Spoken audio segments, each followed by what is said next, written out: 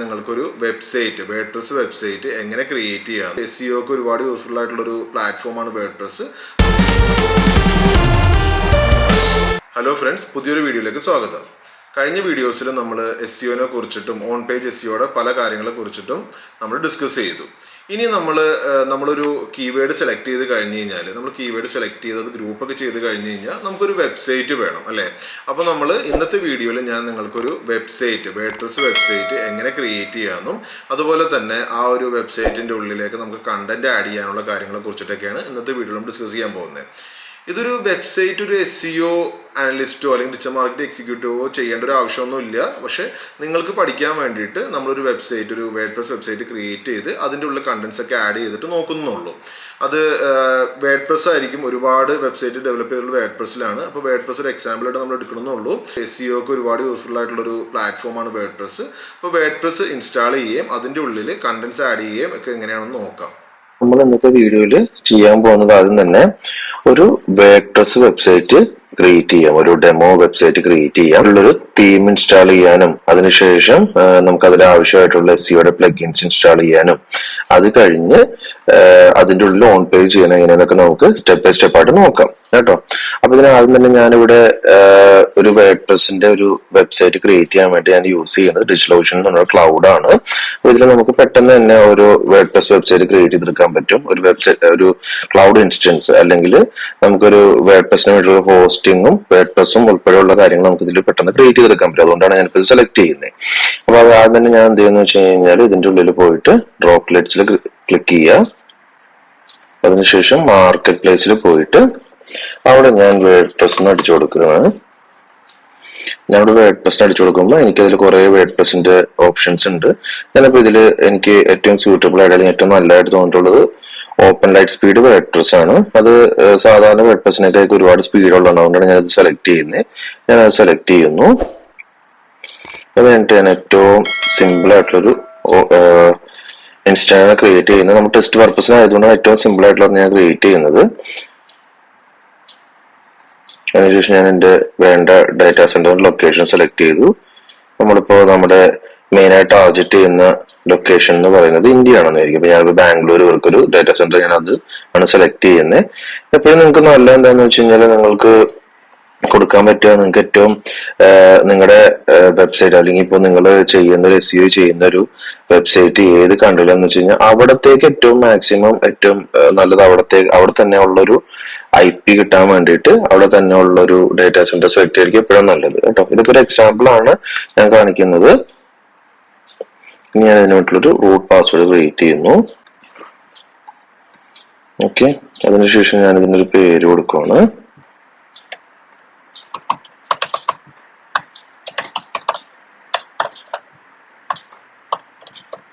Cloud കൊടുത്തു. ഇനി ഞാൻ ഈ ഡ്രോപ്ലെറ്റ് ക്രിയേറ്റ് ചെയ്യണം കേട്ടോ.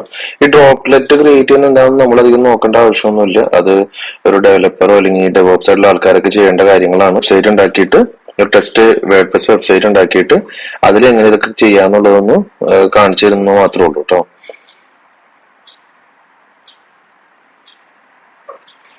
നമ്മുടെ ഇങ്ങനെ നമ്മൾ ഡ്രോപ്ലെറ്റ് സെലക്ട് ചെയ്ത് കഴിഞ്ഞ് കഴിയുമ്പോൾ നമുക്ക് ഒരു വേർഡ്പ്രസ് വെബ്സൈറ്റ് നമുക്ക് ബാംഗ്ലൂർ ബേസ് ചെയ്തിട്ടുള്ളൊരു IP-യിൽ നമുക്കൊരു ക്ലൗഡ് ഇൻസ്റ്റൻസ് ഇവരുണ്ടാക്കി തരും.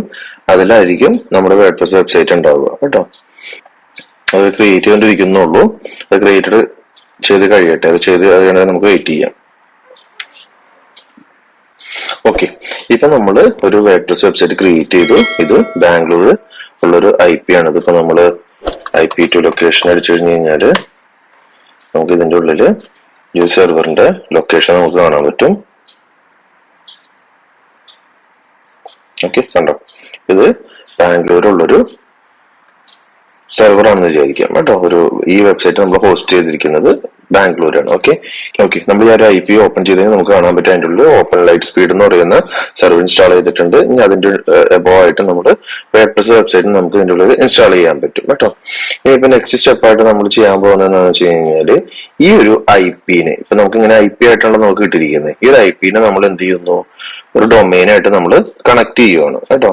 അപ്പൊ അതിനാദ്യം ഞാൻ എന്ത് ചെയ്യുന്ന വെച്ച് കഴിഞ്ഞാല് എന്റെ ഒരു ഒരു വെബ്സൈറ്റിൽ നമ്മൾ എന്ത് ചെയ്യുന്നത്, ഇപ്പൊ gallery.org ഉള്ളിൽ നമ്മളൊരു സബ് ഡൊമൈൻ ആയിട്ടാണ് ഇതിനെ ക്രിയേറ്റ് ചെയ്യുന്നത്. അപ്പൊ ഞാൻ അതിന് ആദ്യം തന്നെ അതിനെന്താന്ന് വെച്ച് കഴിഞ്ഞാൽ അതിന്റെ IP കൊടുക്കുന്നു. അത് കഴിഞ്ഞിട്ട് ഞാൻ എന്താ വെച്ചാൽ അതിന്റെ ഒരു സബ് ഡൊമൈൻ കൊടുക്കുകയാണ് കേട്ടോ. learning.galtech.org ഇങ്ങനെ ആഡ് ചെയ്യുകയാണ്. ഇതൊക്കെ നിങ്ങൾക്ക് മനസ്സിലാവാൻ വേണ്ടി ജസ്റ്റ് കാണിക്കുന്നുള്ളൂ. ഇത് നിങ്ങൾ ചെയ്യേണ്ട ഒരു കാര്യമല്ല യഥാർത്ഥത്തില്. ഇത് ഡെവലപ്പേഴ്സോ അല്ലെങ്കിൽ ഡെവോപ്സ് ബന്ധപ്പെട്ട ആൾക്കാർ ചെയ്യേണ്ട കാര്യങ്ങൾ മാത്രമാണ്. നിങ്ങൾക്കൊരു സ്റ്റെപ്പ് ബൈ സ്റ്റെപ്പ് ആയിട്ട് എല്ലാ കാര്യങ്ങളും മനസ്സിലാക്കാൻ വേണ്ടി ഞാനൊന്ന് കാണിക്കുന്നു മാത്രമേ ഉള്ളൂ കേട്ടോ. ഓക്കെ, നമ്മൾ എന്തിപ്പോ ചെയ്തത്, നമ്മൾ ആദ്യം തന്നെ ഒരു ക്ലൗഡ് ഇൻസ്റ്റൻസ് ക്രിയേറ്റ് ചെയ്തു. അത് കഴിഞ്ഞ ശേഷം അതിന്റെ ഉള്ളിലേക്ക് അതിനെ നമ്മൾ ആ ഒരു IP നെ നമ്മൾ എന്ത് ചെയ്തു, നമുക്ക് IP മാത്രമേ കിട്ടുക. IP നെ നമ്മൾ ഈ ഒരു ഡൊമൈനിലേക്ക് മാപ്പ് ചെയ്ത് കൊടുത്തു കേട്ടോ. ഇനി നമ്മൾ എന്ത് ചെയ്യുന്നു, ഈ ഒരു സബ് ഡൊമൈൻ നമ്മൾ ഓപ്പൺ ചെയ്ത് നോക്കാം. സബ് ഡൊമൈൻ എന്ന് പറഞ്ഞു കഴിഞ്ഞാൽ മെയിൻ ഡൊമൈൻ എന്ന് പറയുന്നത് എന്താണ്, ഈ gallery.org എന്ന് പറയുന്നതാണ് നമുക്ക് ഒരു മെയിൻ ഡൊമൈൻ. അല്ലെങ്കിൽ ഇപ്പൊ നമ്മൾ google.com അല്ലെങ്കിൽ ഇപ്പോ അങ്ങനെയുള്ള കാര്യങ്ങളൊക്കെയാണ് മെയിൻ ഡൊമൈൻസ് എന്ന് പറയുന്നത്. പിന്നെ അതിന്റെ ഫ്രണ്ടിൽ നമ്മൾ സബ് ആയിട്ട് ആഡ് ചെയ്യുന്നതാണ് സബ് ഡൊമൈൻ എന്ന് പറയുന്നത് കേട്ടോ. ഇതൊക്കെ നമുക്ക് SEOയില് കുറെ വ്യത്യാസങ്ങൾ, അതായത് ഒരു വെബ്സൈറ്റ് എന്ന് പറയുന്നതിന്റെ ഡൊമൈനും അതിന്റെ സബ് ഡൊമൈനും എൻറ്റയർലി ഡിഫറെന്റ് ആയിട്ട് തന്നെയാണ് ഗൂഗിൾ കൺസിഡർ ചെയ്യുക. അതായത് നിങ്ങളിപ്പോ ഒരു വെബ്സൈറ്റിൽ gallery.org എന്ന് പറയുന്ന വെബ്സൈറ്റിന്റെ ഉള്ളിൽ നിങ്ങൾ അതിന് റാങ്കിങ് കാര്യങ്ങളൊക്കെ ചെയ്യുകയാണെങ്കിൽ അതുകൊണ്ട് മാത്രം നമുക്ക് ഈ ലേണിംഗ് എന്ന് പറയുന്നതിന് നമുക്ക് റാങ്ക് കിട്ടണമെന്നില്ല കേട്ടോ. അത് വേറൊരു വെബ്സൈറ്റ് ആയിട്ട് തന്നെ ആയിരിക്കും ഗൂഗിൾ കൺസിഡർ ചെയ്യുക കേട്ടോ. അപ്പൊ ഇതൊക്കെ നമ്മളിനി അഡ്വാൻസ് SEOയുടെ കാര്യങ്ങളും മറ്റു കാര്യങ്ങളൊക്കെ നോക്കുന്ന സമയത്ത് നിങ്ങൾക്ക് അതിനെക്കുറിച്ച് ഒരുപാട് യൂസുകൾ വരും. അതിനു വേണ്ടി ഞാൻ ജസ്റ്റ് വെറുതെ പറഞ്ഞു എന്നുള്ളൂ. ഓക്കെ, ഇപ്പൊ നമുക്ക് മനസ്സിലായി നമ്മൾ എന്ത് ചെയ്യുന്നു, ഈ ഒരു IP നെ നമ്മൾ ഈ ഒരു ഡൊമൈനിലേക്ക് മാപ്പ് ചെയ്ത് കൊടുത്തു. ഓക്കെ, ഇനി നമ്മൾ അത് കഴിഞ്ഞ് കഴിഞ്ഞാല് അടുത്തായിട്ട് ചെയ്യുന്നത് നമ്മൾ ഈ ഒരു ഇതിന്റെ ഉള്ളിൽ വേർഡ്പ്രസ്സിനെ സെറ്റ് ചെയ്യുകയാണ്. അപ്പൊ നമ്മൾ ഇതിന്റെ ഉള്ളിൽ വേർഡ്പ്രസ്സിനെ സെറ്റ് ചെയ്യാൻ വേണ്ടി എന്ത് ചെയ്യുന്നു, നമ്മൾ ആദ്യം തന്നെ ഈ ഒരു രീതിയിൽ നമ്മുടെ ടെർമിനലിൽ പോയിട്ട്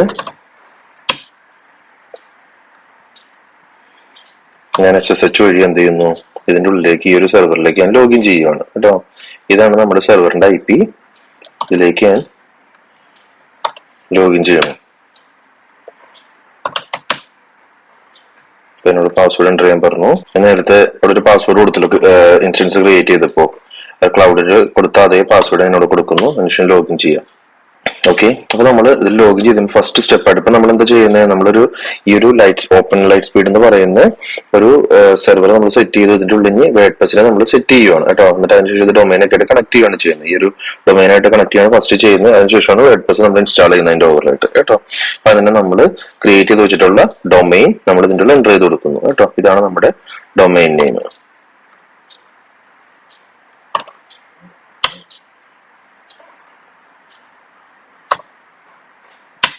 ഓക്കെ, അതിനുശേഷം എൻ്റെ അടുത്ത് ആ ഒരു ഡൊമൈൻ വെരിഫൈ ചെയ്യാൻ പറഞ്ഞു.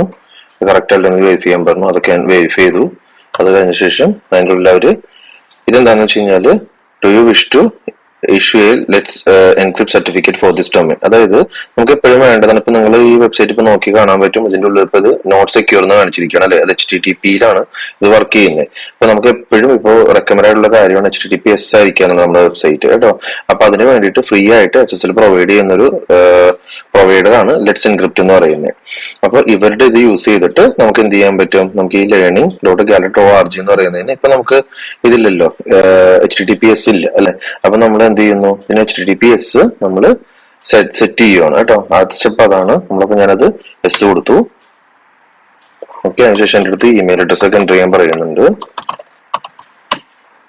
ഞാനിപ്പോ എന്റെ ഇമെയിൽ അഡ്രസ് ഒക്കെ എൻ്റർ ചെയ്യുന്നു.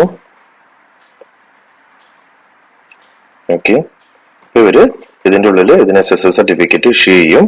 ഇനി നമ്മൾ ഇതിന്റെ ഇത് കഴിഞ്ഞ് കഴിഞ്ഞാൽ ഇഷ്യൂ ചെയ്ത് കഴിഞ്ഞ് കഴിഞ്ഞാൽ നമ്മൾ നോക്കി കഴിഞ്ഞാൽ നമുക്കിത് HTTPS-ലേക്ക് റീഡയറക്ട് ചെയ്ത് പോകും. അപ്പൊ അതിനവർ ചോദിക്കുന്നത് എന്താണ്, do you wish to force HTTPS redirect rule. അതായത് അവർ പറയണമെന്ന് വെച്ചാൽ ഒരാളിപ്പോ ഇങ്ങനെ ഇപ്പൊ നമ്മൾ വെബ്സൈറ്റിൽ ഒരാൾ എത്തിക്കഴിഞ്ഞാൽ learning.galtech.org-ലേക്ക് എത്തിക്കഴിഞ്ഞ് കഴിഞ്ഞാൽ നമുക്കത് റീഡയറക്ട് ചെയ്തിട്ട് HTTPS-ലേക്ക് പോകണോ വേണ്ടോ എന്നുള്ളത് ചോദിക്കുകയാണ്. ഇതൊക്കെ നമുക്ക് SEO-യിൽ ഇമ്പോർട്ടന്റ് കാര്യമാണ്. അതായത് നമ്മൾ അങ്ങനെ ഫോഴ്സ് ചെയ്ത് കൊടുത്തില്ലെങ്കിൽ ഗൂഗിൾ ഇതിനെ രണ്ട് ഡൊമൈൻ ആയിട്ട് തന്നെ അവർ കൺസിഡർ ചെയ്യും കേട്ടോ. രണ്ട് ലിങ്ക് ആയിട്ട് കൺസിഡർ, അതായത് HTTP ഇല്ലാത്തത് ഒരെണ്ണം HTTP ഉള്ളത് ഒരെണ്ണമായിട്ട് കൺസിഡർ ചെയ്യും. അപ്പൊ രണ്ട് ഡൊമൈൻ ഡ്യൂപ്ലിക്കേഷൻ, കണ്ടന്റ് ഡ്യൂപ്ലിക്കേഷൻ പോലെയുള്ള ഇഷ്യൂസ് നമുക്ക് ഇതിൽ വരും കേട്ടോ. അപ്പൊ അതുകൊണ്ട് നമ്മൾ എപ്പോഴും എന്ത് ചെയ്യാം, നമുക്ക് ഇതിനെ HTTPS-ലേക്ക് റീഡയറക്ട് ചെയ്യാൻ കൊടുക്കാം കേട്ടോ. ഫോഴ്സ്ഫുള്ളി റീഡയറക്ട് ചെയ്യാൻ കൊടുക്കാം. അതാകുമ്പോൾ ഏതൊരാള് ഞങ്ങളുടെ HTTP ഇല്ലാതെ അടിച്ചു കൊടുത്തു കഴിഞ്ഞ് കഴിഞ്ഞാലും അയാളെ ഈ ഒരു ഡൊമൈനിലേക്ക്, ഈ ഒരു ലിങ്കിലേക്ക് തന്നെ HTTP ഉള്ള ലിങ്കിലേക്ക് റീഡയറക്ട് ചെയ്ത് വിടും കേട്ടോ. അതിനുശേഷം നമ്മുടെ സിസ്റ്റം അപ്ഡേറ്റ് ചെയ്തിട്ട് എന്നൊക്കെ ചോദിക്കുകയാണ്. എല്ലാം മിസ് കൊടുത്തു.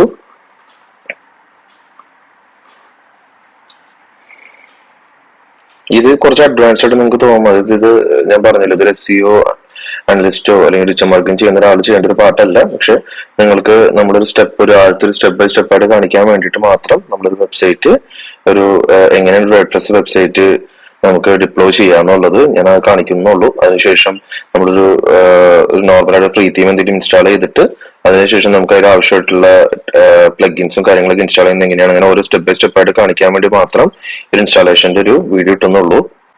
സ്വന്തമായിട്ട് വെബ്സൈറ്റ് സ്റ്റാർട്ട് ചെയ്യുന്ന ആൾക്കാർക്കൊക്കെ ഇത് യൂസ് ചെയ്യാൻ പറ്റും കേട്ടോ. നിങ്ങൾക്ക് ഒരു വെബ്സൈറ്റ് ക്രിയേറ്റ് ചെയ്യണമെന്നുണ്ടെങ്കിൽ നിങ്ങൾക്ക് ഇത് യൂസ് ചെയ്യാൻ പറ്റും.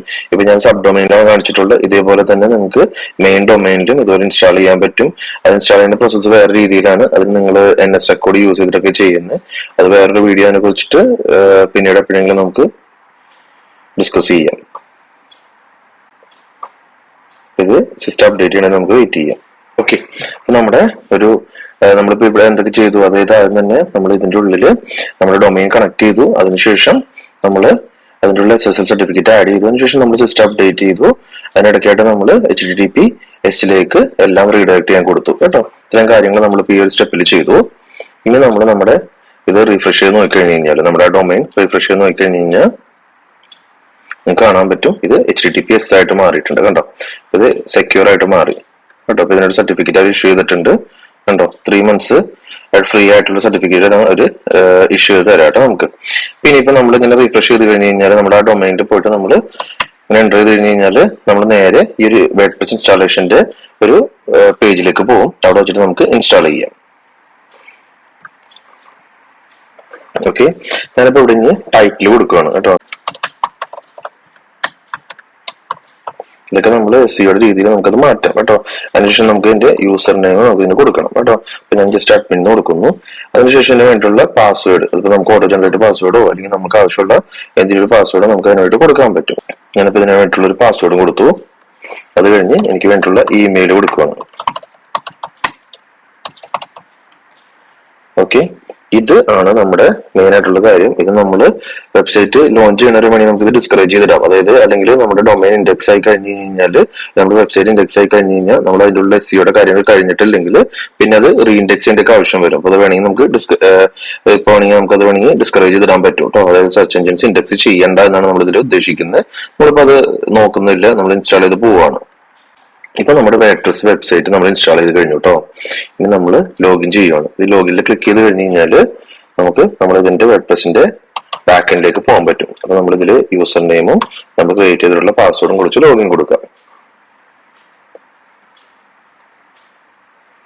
ഓക്കെ, ഇതാണ് വേർഡ്പ്രസിന്റെ ഒരു ബാക്ക് എൻഡ് എന്ന് പറയുന്നത്. അതായത് ഇന്നിപ്പോ ലോകത്തുള്ളതിൽ ഒരുപാട് വെബ്സൈറ്റ്, എനിക്ക് തോന്നുന്നു ഒരു 80% വെബ്സൈറ്റും വേർഡ്പ്രസിലാണെന്നാണ് പറയുന്നത് കേട്ടോ.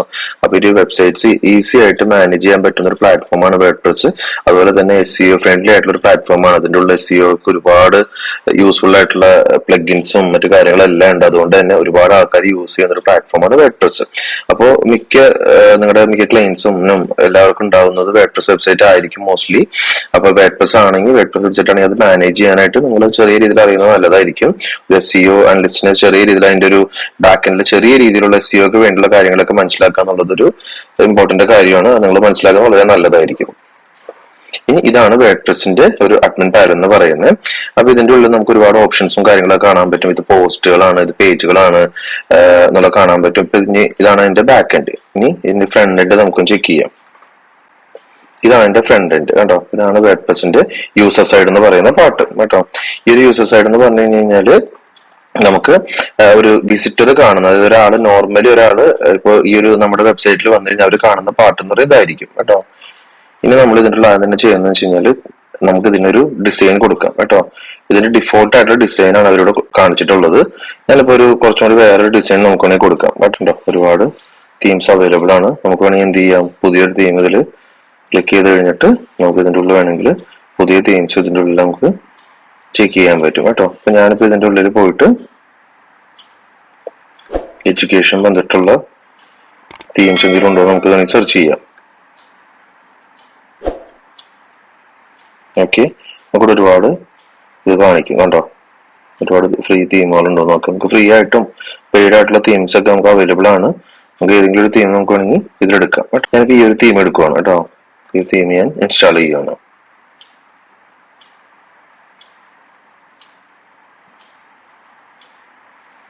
ഫ്രീ തീംസിന് അതിൻ്റെതായ ഒരുപാട് ലിമിറ്റേഷൻസ് ഉണ്ടാവും. നമ്മൾ ആ ലിമിറ്റേഷൻസിന് ഉള്ളിൽ നിന്നിട്ടാണ് ഈ ഒരു ഡെമോ സ്റ്റോർ സെറ്റ് ചെയ്യുന്നത്, ഡെമോ വെബ്സൈറ്റ് സെറ്റ് ചെയ്യുന്നത്. ഇനി നമുക്ക് പെയ്ഡ് ആയിട്ടുള്ള തീം, നമ്മൾ ക്ലയൻസിന്റെ ഒക്കെ വർക്ക് ചെയ്യുമ്പോൾ അവരെന്തായാലും പെയ്ഡ് തീംസ് ഒക്കെ ആയിരിക്കും. നമ്മളിപ്പോൾ തൽക്കാലം ഈ ഒരു ഇതെടുത്തിട്ട് നമുക്കത് എങ്ങനെയാണ് നമ്മുടെ ആവശ്യത്തിന് വേണ്ടിയിട്ട് സെറ്റ് ചെയ്യണം നമുക്ക് നോക്കാം കേട്ടോ. ഇപ്പൊ ഞാൻ ഇനിയിപ്പോ ഈ ഒരു വെബ്സൈറ്റിന്റെ തീം ഇൻസ്റ്റാളേഷൻ ചെക്ക് ചെയ്ത് കഴിഞ്ഞാൽ ഈ വെബ്സൈറ്റ് എനിക്കിവിടെ ഫ്രണ്ട് എൻഡിൽ മാറിയിട്ടുണ്ട്. ഓക്കെ, ഇനി നമ്മളിത് കസ്റ്റമൈസ് ചെയ്ത് നമുക്ക് വേണ്ട രീതിയിലൊക്കെ നമുക്ക് കസ്റ്റമൈസേഷൻ മറ്റു കാര്യങ്ങളൊക്കെ ചെയ്യാം കേട്ടോ. നമുക്ക് ഇതിന് വേണ്ടിയിട്ടുള്ള കണ്ടോ, ഇതിനുണ്ട് പ്രോ വേർഷൻ. ഇത് ഫ്രീ വേർഷൻ നമ്മൾ ഇൻസ്റ്റാൾ ചെയ്തിട്ടുള്ള പ്രോ വേർഷനിൽ പോയാലാണ് നമുക്ക് ഒരുപാട് ഓപ്ഷൻസ് ഒക്കെ കിട്ടത്തുള്ളൂ. ഇതിൻ്റെ ഉള്ളിൽ വളരെ ലിമിറ്റഡ് ആയിട്ടുള്ള ഫീച്ചേഴ്സ് ആയിരിക്കും ഉണ്ടാവുക. SEOക്ക് നമ്മളുടെ തീം ഇൻസ്റ്റാൾ ചെയ്തു. ഇനി നമുക്ക് അടുത്തായിട്ട് വേണ്ടത് ഈ ഒരു വേർഡ്പ്രസ്സിലേക്ക് നമുക്ക് SEOക്ക് വേണ്ടിയിട്ടുള്ള കാര്യങ്ങൾക്ക് വേണ്ടി നമ്മൾ പ്ലഗിൻസ് ആഡ് ചെയ്യുകയാണ് ചെയ്യുന്നത് കേട്ടോ. പ്ലഗിൻ എന്ന് പറയുന്നത് നമ്മുടെ വെബ്സൈറ്റിൽ നമ്മൾ ഓൺ പേജിനെ കുറിച്ച് പറഞ്ഞല്ലോ, നമുക്ക് ഓൺ പേജ് കാര്യങ്ങൾ എളുപ്പമാക്കാൻ വേണ്ടിയിട്ട് വേർഡ്പ്രസ്സിൻ്റെതായിട്ടുള്ള ഒരു ഫംഗ്ഷനാലിറ്റിനെയാണ് നമ്മൾ പ്ലഗിൻസ് എന്ന് പറയുന്നത്. അപ്പൊ ഇതാണ് നമ്മൾ ഇതിൽ അതിനെ ആഡ് ചെയ്യാൻ പോകുന്നത്. ഇപ്പൊ ആഡ് ന്യൂ കൊടുത്തിട്ട് നമുക്കിവിടെ യോസ്റ്റ് എന്ന് സെർച്ച് ചെയ്യാം. നമുക്കിവിടെ യോസ്റ്റിന്റെ പ്ലഗിൻ കിട്ടുന്നു, നമുക്ക് ഇൻസ്റ്റാൾ ചെയ്യാം. ഏകദേശം ഒരുപാട് ആൾക്കാർ യൂസ് ചെയ്യുന്ന ഒരു പ്ലഗിൻ എടുത്തുണ്ടോ, 5 മില്യണിന് മുകളിൽ ഇൻസ്റ്റാളേഷൻസ് ഉണ്ട് ഈ ഒരു പ്ലഗിന്. ഇത്ര ആൾക്കാർ SEOയുടെ കാര്യങ്ങൾക്ക് വേണ്ടിയിട്ട് യൂസ് ചെയ്യുന്ന ഒരു പ്ലഗിനാണ് യോസ്റ്റ് SEO എന്ന് പറയുന്നത്. ഈ ഒരു പ്ലഗിൻ ഇൻസ്റ്റാൾ ചെയ്ത ശേഷം ഞാനത് ആഡ് ആക്ടിവേറ്റ് ചെയ്യുന്നു.